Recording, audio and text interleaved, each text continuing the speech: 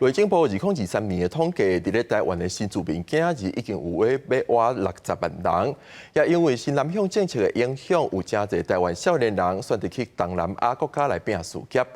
因暗7点半，公司台记台青春咱的梦来看这的青年伫咧越南拍拼的故事。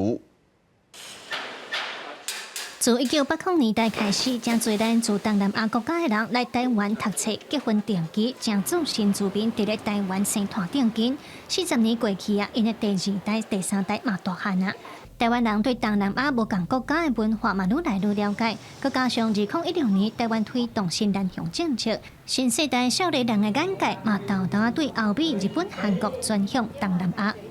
大学的时候，那时候有那个新南向政策，所以就觉得说，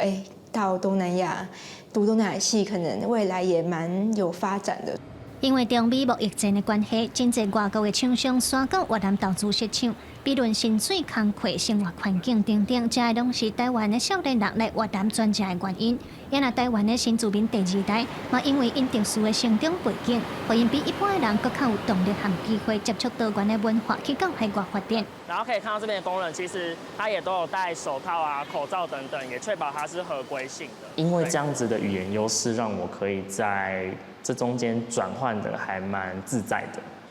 我妈妈是越南人，所以跟别人讲的时阵，就会使去拉近距离。异国同婚的囡仔，因发挥本身的优势，开创另外的新出路。伫咧全球化的时代，下国生活发展已经是真顺常的代志。那阵大家会当互相理解、甲包容、甲技术的标签理好调，安尼世界就会愈来愈开阔。记者吴定武、林建如越南采访报道。